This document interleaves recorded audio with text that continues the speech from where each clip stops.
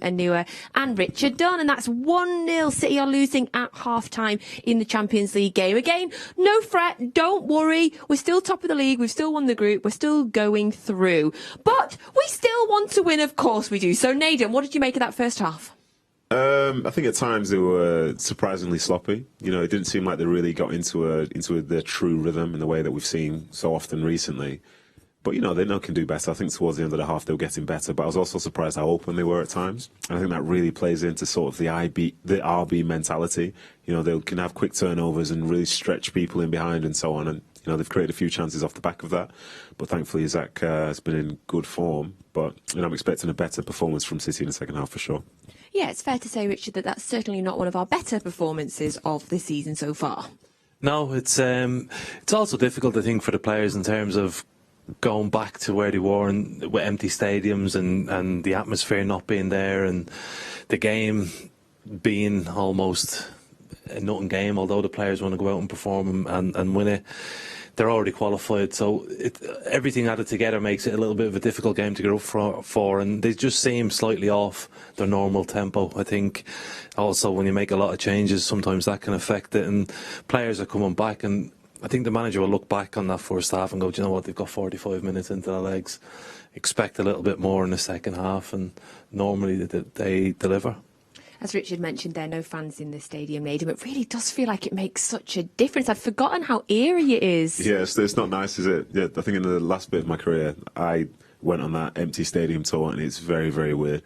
Very weird, especially when, you know, as you listen to the game, there's not like a ton of communication between some of the players either, so it just feels deathly silent. And when there's no real tempo to it, it's hard to sort of feel some level of excitement about the game itself. But this is what it is. You know, they went through it last year and ended up being very successful off the back of it. But, you know, interesting, I think, for the players here, I don't think they'll want to waste this game, man. You know, they're not playing well at the moment, but I think there's a sense of personal pride. And even though there are people who come back from injury and the like, there's a sense of personal pride because they know that what they've just put out in that first half isn't what they should be putting out. I think they'll react to that. So the goal for Leipzig came from Szoboszlai. What did you make of that goal, Richard? It was threatening because of the high line that Man City played. The danger is always that ball in behind, and Leipzig play on that style. They want to counter-attack, so they were quite happy to allow City to come on them. But then once he got through, he took it really well, to be fair to him. He was really calm, and Steffen came out, tried to close his angles off, but Szoboszlai got around him and tucked it away. And we did think maybe he was offside, but we looked again, and it was a right decision.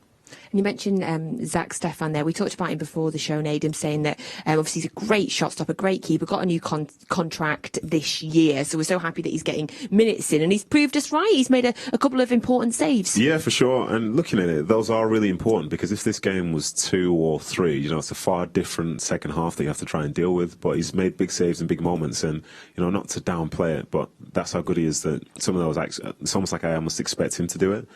But that's because I have such high standards for him because I think he's so good.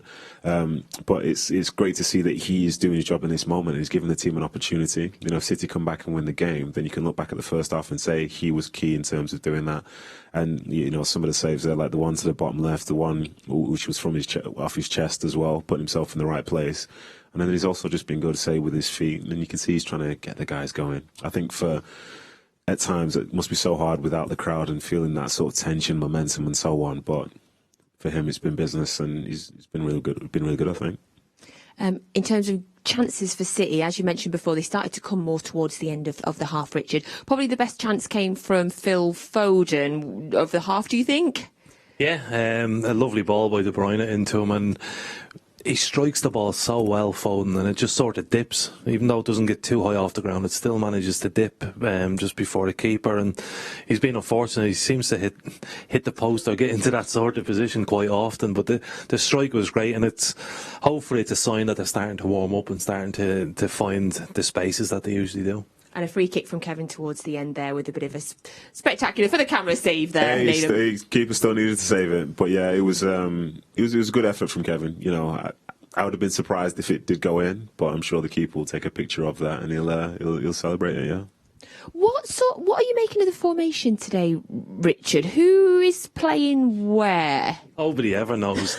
It's I think the way they rotate it, just whoever feels where the space is, they'll go into it, whether it be the Bruyne or Grealish or whoever. I don't think that any of them have a set position, and it makes it difficult to pick up, but it also, there's no real focal point in that centre forward position, which I know Jesus says that he doesn't particularly like it, but he plays it really well and gives them that point. And I think when that number 9 role is moving around the pitch, it can be difficult for the opposition, but also difficult to get a foothold in that area of the pitch. But when it works brilliantly, and nobody knows who's marking who, nobody knows who's going to arrive in the box and when, and it can click like that, and hopefully it does.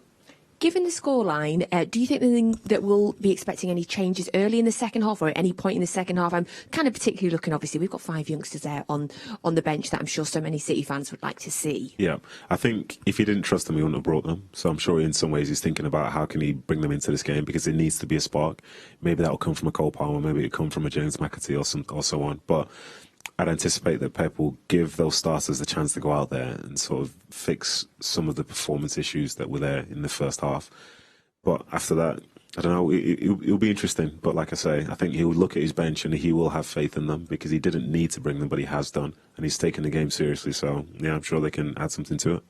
And we know, as we've mentioned, that this game doesn't necessarily have anything in terms for us. We've already won the league. But for Leipzig, we know that they can still qualify for the Europa League.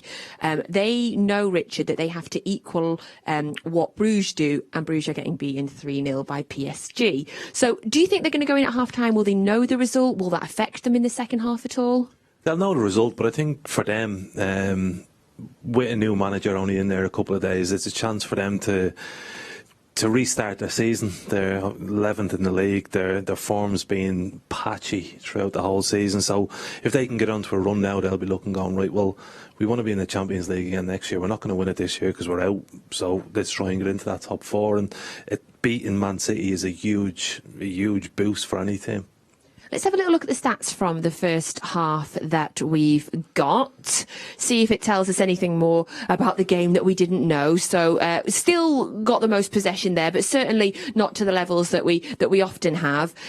Just the 2 attempts on target, 7 total attempts so far, and then there's the saves there. I think your XG stat's gone out the window, Nedum.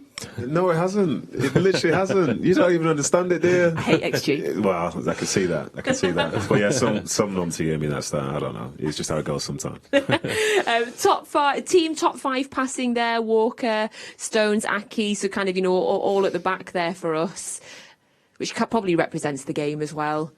Yeah, I think it does. But looking at, say, Leipzig, they had a few players in there who played further up the field who were getting quite a few touches. But for City, I think they need to look to address that.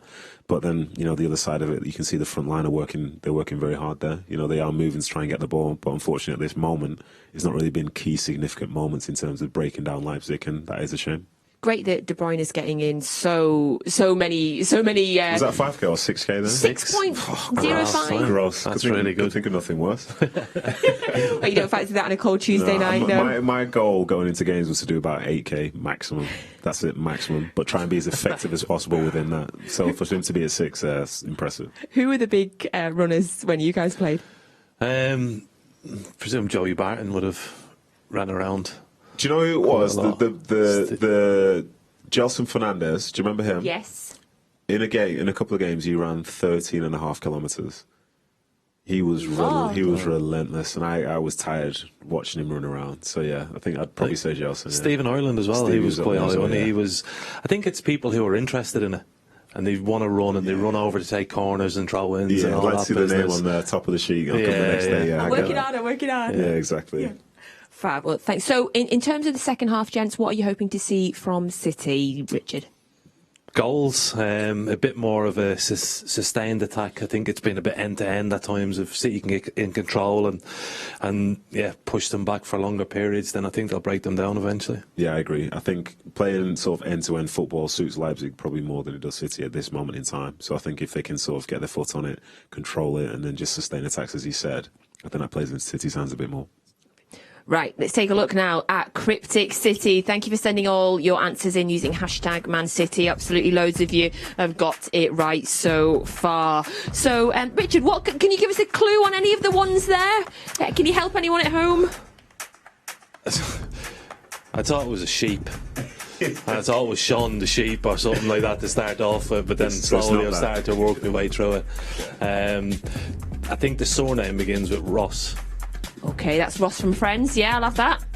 Give him that. Yeah. There we go. Ross. I figured it out. Now, I've got to tell you that quite a few people are quite angry with us right now. People that know more about sheep than we do are saying that is not what we think it is. A ram. That they're saying it's a ram, and we don't want it to be a ram for our game. No, we want it to be don't. something else. But maybe there is a player that starts with yeah. We don't want a ram. Maybe that was his nickname. We don't. No. maybe If you are a sheep expert, do let us know what you think of that picture. We'd love to know if it's a ram or if it is the alternative that a male sheep or a female sheep. Let us know.